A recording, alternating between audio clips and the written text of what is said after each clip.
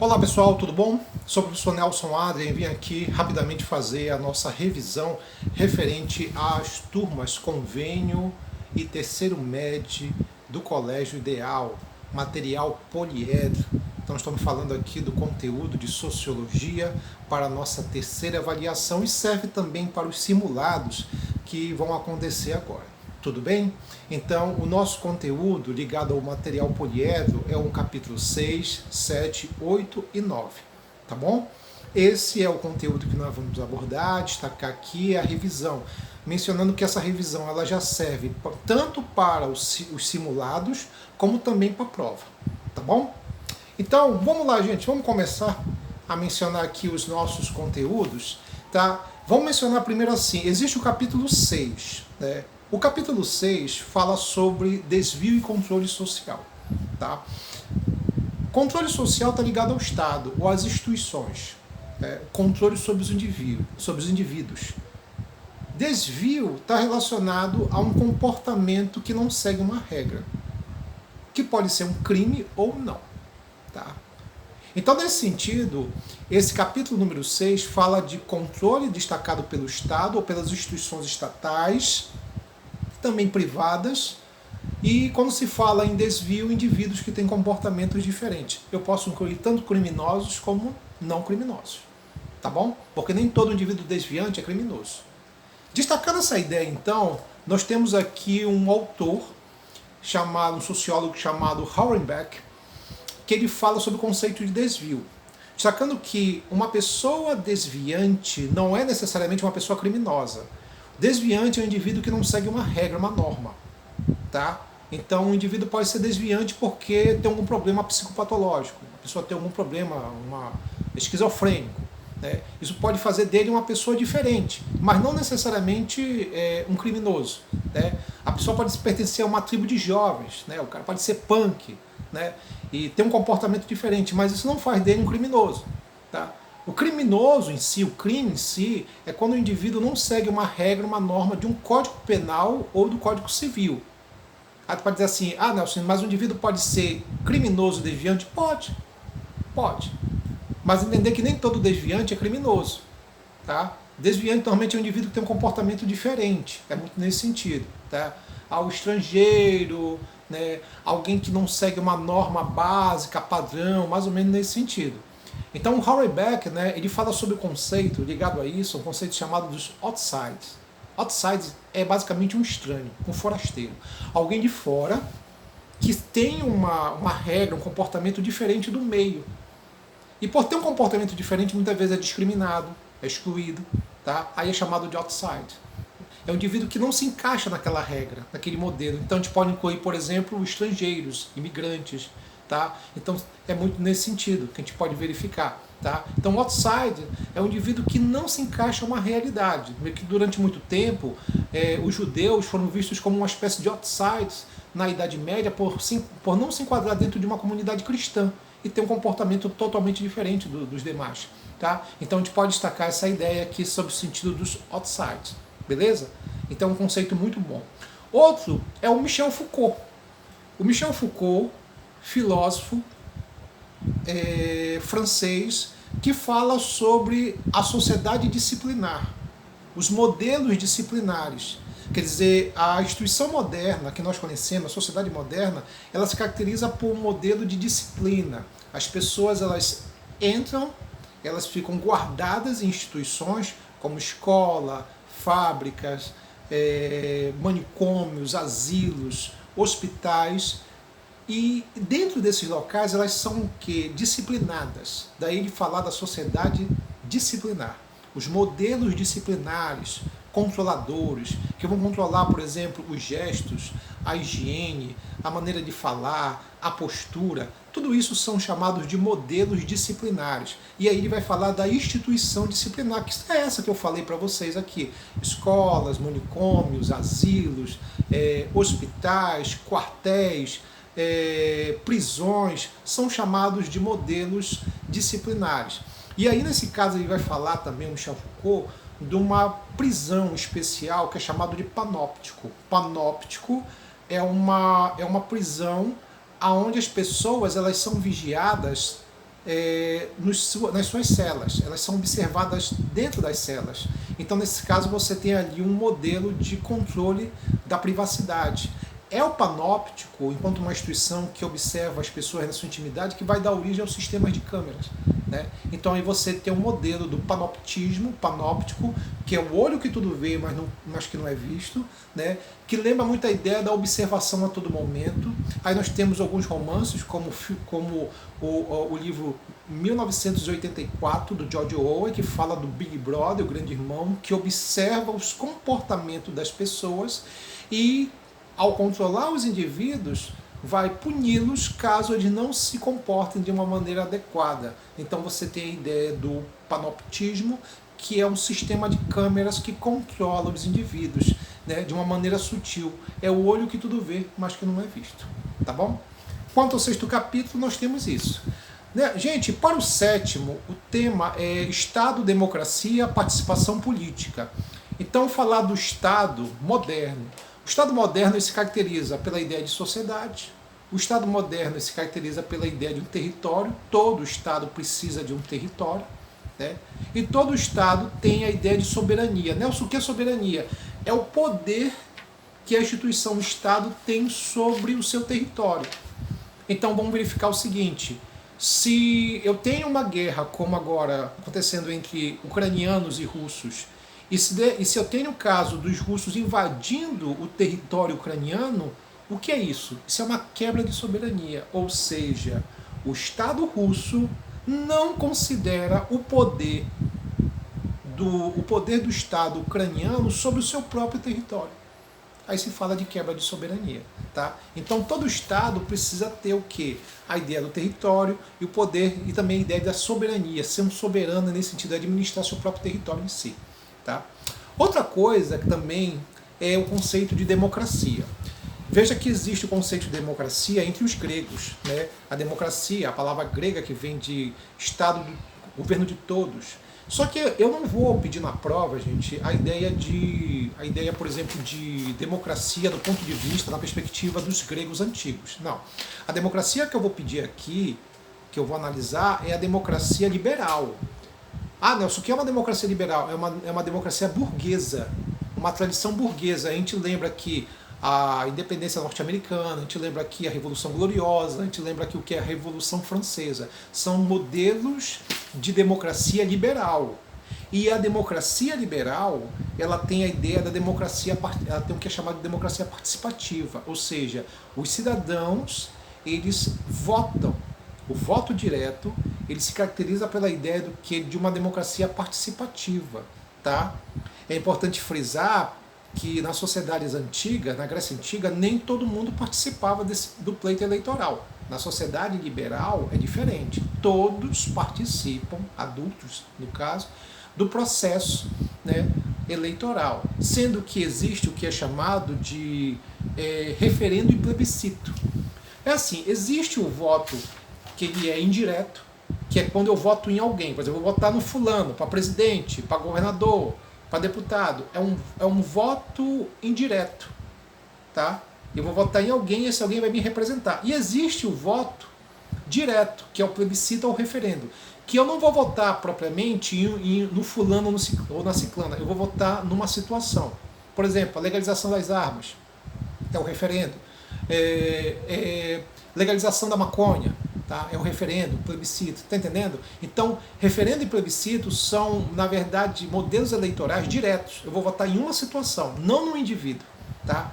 Então, se eu quero ou não a legalização da maconha, que é um processo muito comum nos Estados Unidos, fazendo sempre essa ideia de referendo, plebiscito. Tá? Então, a democracia liberal burguesa tem essa característica. Outra coisa, gente, é que existe a ideia do Estado secular. Estado secular é um Estado moderno. Secularização é modernidade. Pronto, não tem mistério. Vivemos num mundo secular e vivemos num mundo moderno, contemporâneo. Tá? Dentro da ideia do Estado secular, modelo secular, existe o Estado laico. o Estado laico é um Estado que ele não é que é um Estado ateu, não é que é um Estado que promulga somente uma religião, não, ou que persegue as religiões, não. O Estado laico ele é um Estado que ele defende o direito das pessoas terem uma religião e qualquer religião, tá? Como também defende o direito das pessoas não terem crença nenhuma, porque é direito teu acreditar em algo, ter fé em alguma coisa, como é direito seu não acreditar em coisa alguma. Então o Estado laico ele é um Estado neutro, ele tem a ideia da neutralidade, tá? Nesse sentido, e dentro dessa perspectiva estabelecer um modelo, digamos assim, de representatividade para todos, para os religiosos e não religiosos, tá? Outra coisa que a gente também pode considerar aqui é que o Estado democrático ele tem o que é chamado de direitos inalienáveis. O que é um direito inalienável? É um direito que nasce com você e que ninguém pode tirar de você, como vida, liberdade, propriedade. O Estado liberal tem essa prerrogativa.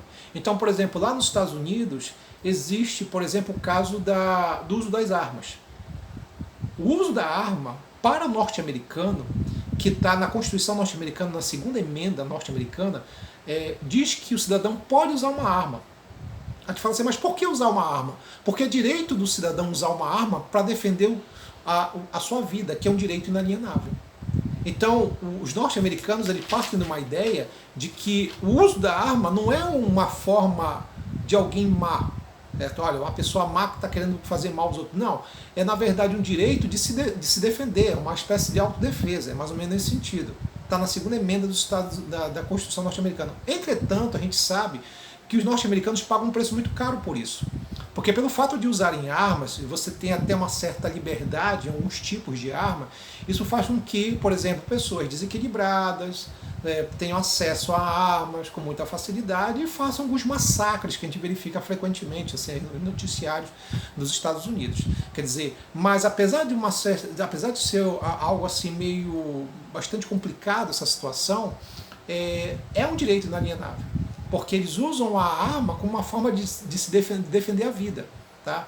Porque é o que é chamado voto de desconfiança, de sempre votar desconfiando nos indivíduos, principalmente na ideia do Estado. Então, as armas elas são uma forma de defesa do direito inalienável, segundo a Constituição, segundo o modelo liberal assim, dos direitos inalienáveis. Beleza? Pessoal, capítulo 8. O capítulo 8 fala de poder e dominação, de novo, política. E nesse caso, fala sobre dominação política. Aí é impossível não falar do Max Weber. O Max Weber, a ideia dos três tipos de dominação pura. Sabendo uma coisa, que a ideia de dominação por Max Weber tem a ver com a ideia do Estado. E o Estado, para Max Weber, é o quê? A instituição que tem o monopólio da força ou da violência. O Estado é a única instituição que pode usar a violência de maneira legalizada. E usa a violência através dos seus representantes. A polícia, as forças armadas. Então, a ideia é que o monopólio da violência do Estado parte da seguinte ideia: o indivíduo pode ser violento sem necessariamente ser criminoso. Existe essa possibilidade. Então, a ideia do Estado como monopólio da força. E dentro da ideia do Estado existem os três tipos de dominação.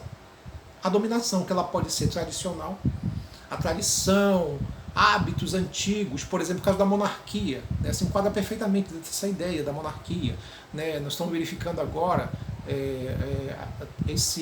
o mandato da Rainha Elizabeth, né, da Inglaterra, que é um exemplo bem claro de soberana que tem um poder da tradição, né, do respeito às tradições, também uma ideia carismática também, né, pelo poder dela de carisma, e também da tradição, a representatividade, é um poder nesse sentido. Tá? Então falar sobre a ideia do poder tradicional, pode ser religioso, a Igreja Católica, o Papa Francisco, tá? E também a Rainha Elizabeth, nesse sentido. Nós temos também um poder que ele pode ser carismático, indivíduos que têm um dom da fala, sabe falar muito bem, se expressar, tem uma capacidade, uma habilidade. Eu colocaria também a Rainha Elizabeth, eu colocaria também o Papa Francisco, certo? Getúlio Vargas, Bismarck, Hitler. Então você tem, na verdade, o carisma como um poder de sedução e, em alguns casos, manipulação também. Tá? E o poder legal, ou legal racional, que é um poder muito ligado às eleições, que é o que está vendo hoje, é o momento agora. Estamos num ano de eleição em que o indivíduo ele vai ser eleito pela sua habilidade e capacidade de convencer as pessoas.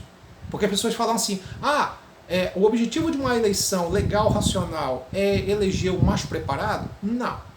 Seria ótimo que os mais preparados, né, tivessem projetos, fossem realmente os vencedores. Infelizmente não é o que acontece.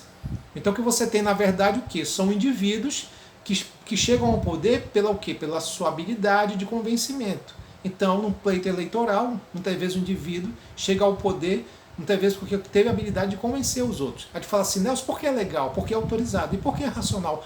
Porque a racionalidade da eleição é o seguinte, vence a maioria. Tem que vencer a maioria, não tem jeito. Então, nesse sentido, nós temos aí os tipos de dominação legal racional. Beleza? Vamos lá. Capítulo 9. O capítulo 9, que ele é um pouquinho maior, fala do Emile Durkheim. O Durkheim ele aborda a ideia do fato social. O que são fatos sociais? É uma regra da sociedade. A sociedade estabelece normas para a gente. Maneira de vestir, de falar, conceito de beleza, tudo isso é fato social. Tá? Então, o fato social é, na verdade, um padrão. Você nasce numa sociedade pronta e acabada, você vai só reproduzindo isso. Só reproduzindo. Tá? Então, o padrão social é entender que nós somos resultado de um meio. Então, o fato social é isso, é aquela pressão, é aquele convencimento em cima de nós. Então, o fato social ele pode ser exterior, vem da sociedade, ele pode ser generalizado, todo mundo tem um comportamento muito parecido, e ele pode ser coercitivo, quer dizer, coerção, pressão, você é obrigado a fazer aquilo que a sociedade manda. É nesse sentido. Sendo que o fato social ele pode ser normal ou patológico. O que é normal? É uma coisa básica, que todo mundo faz. Certo?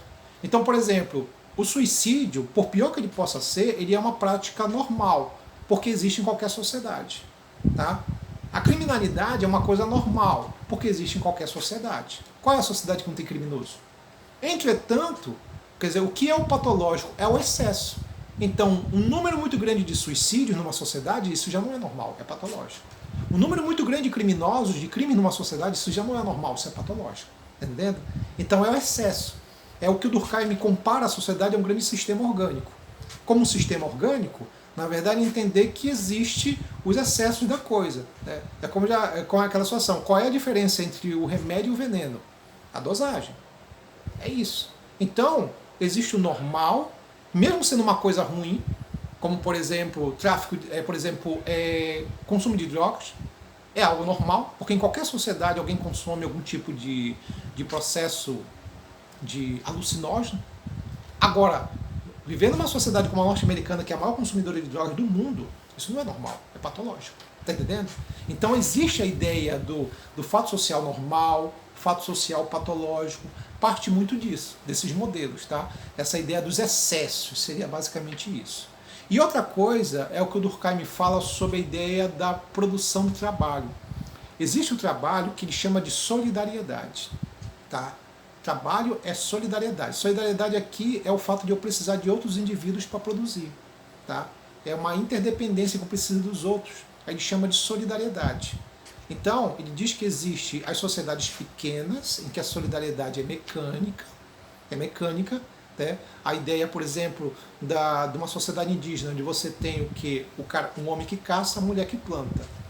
Um precisa do outro. Solidariedade. Modelos simples, integrados. Né? As pessoas são mais unidas umas às outras. Cultura camponesa, ribeirinha e mecânica. Agora, se eu falo de uma sociedade grande, urbana, capitalista, aí o termo é orgânico. Tá? Solidariedade orgânica. São vários indivíduos fazendo diversas funções, ligados uns aos outros. Modelos orgânicos, integrados uns aos outros. Beleza? Então, nesse sentido, quanto mais complexa a sociedade, maior o número de indivíduos, o modelo é orgânico. Beleza? Tá? Anomia. Conceito de anomia. Anomia é um estado de desorientação. É quando as pessoas não têm mais uma referência. É como se fosse uma doença da sociedade. Né? Então, no passado, as pessoas elas tinham uma referência: família, escola, igreja. Hoje, As pessoas não têm mais essa referencial, principalmente o jovem. Há uma desorientação, as pessoas estão mais desorientadas.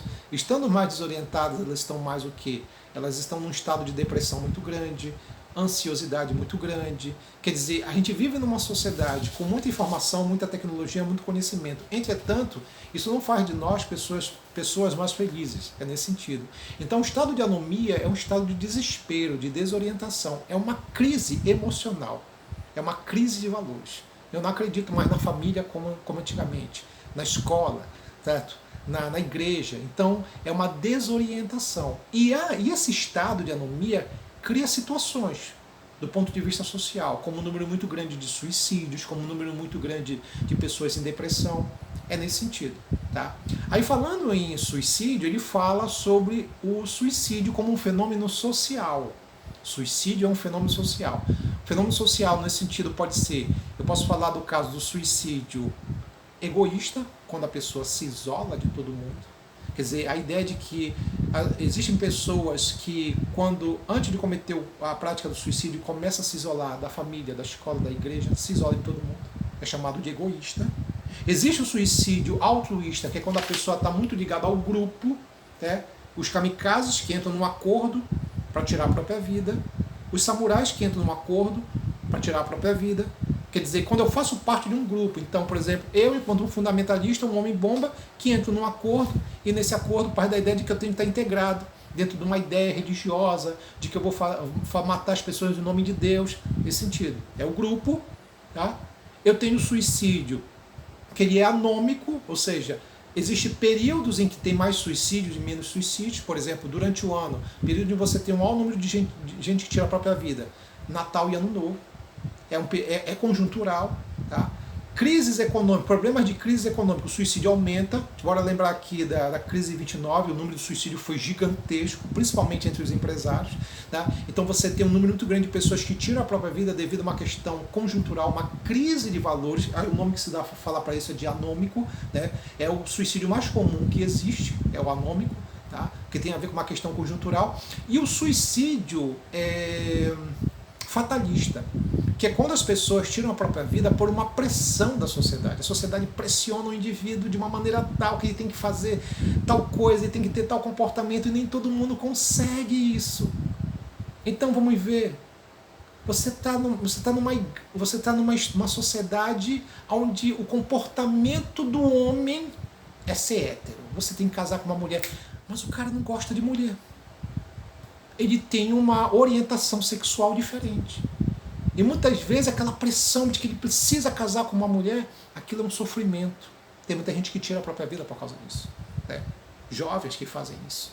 Né? A pressão, a sociedade quer que ele tenha aquele comportamento. A menina que gosta de outra menina, mas que tem que casar com um homem. Essa coisa, isso é uma pressão muito grande. Né? A sociedade põe um valor absurdo na cabeça das pessoas, as pessoas vão tendo que seguir aquilo. Nem todo mundo aceita isso. Como, por exemplo, os escravos, no período da escravidão, né, os escravos negros que se recusavam a comer, a beber, né, e morriam, cometiam suicídio, porque não queriam ser escravos. Tu tem um caso, por exemplo, de mulheres que tiraram a própria vida porque, dentro de uma sociedade europeia do século XVIII, XIX, não queria seguir aqueles modelos estabelecidos ali. Então nós estamos falando de suicídio fatalista, é quando a sociedade impõe uma pressão muito grande e muitos não aceitam e preferem morrer. Tá bom? Só destacando aqui para vocês também que no caso do conceito do Michel Foucault, nós temos aqui também uma outra situação. Eu ia também esquecendo para vocês que no capítulo 8, o Michel Foucault ele fala da microfísica do poder e da biopolítica. O que é microfísica do poder? Capítulo 8. Microfísica do poder é aquela, digamos assim, aquela violência que está em todas as relações, daí o nome, microfísica do poder. Tá? Então, todas as relações, existe uma relação de poder entre namorados, entre pais e filhos, entre professor e alunos. E essa relação de poder pode chegar numa relação de violência. Pode, não é uma regra, pode. Ainda é chamado de microfísica do poder. Beleza? Todas as relações estão nessa condição. Existe também o que é chamado de biopolítica. ou biopoder. A biopolítica é quando o Estado estabelece padrões aos indivíduos. O Estado, segundo Michel Foucault, diz como o indivíduo deve se comportar. Regras estabelecidas. É o biopoder ou biopolítica. A ideia, por exemplo, o Estado impõe uma política de quê? De natalidade, uma política de controle de natalidade, certo? Estabelece uma política, digamos, de controle de doenças, estabelece uma campanha contra o tabagismo, estabelece, por exemplo, uma campanha a favor da vacinação. Tudo isso são biopolíticas. O Estado. Então, na literatura, por exemplo, O Admirável Mundo Novo, o Estado 1984, tem um Estado que estabelece regras e normas. Estamos falando de uma biopolítica ou biopoder. O Estado estabelece, a literatura tem muito isso, né? A figura do Estado como uma entidade poderosa que estabelece ali, né? Então se enquadraria como biopolítica ou biopoder. E por fim, Pierre Bourdieu, violência simbólica. A violência simbólica é uma violência naturalizada, vista como normal. Né? E é esse que é o problema. Por ser vista como normal, ela não é percebida pela vítima. Então eu posso verificar, por exemplo, a violência simbólica no assédio moral, dentro do mercado de trabalho, onde a pessoa é humilhada e nem percebe aquilo como uma humilhação. Por exemplo, o relacionamento abusivo, mulheres que passam por uma relação com o marido, com o namorado, e é uma relação abusiva. E muitas vezes muitas mulheres não percebem que estão numa relação abusiva.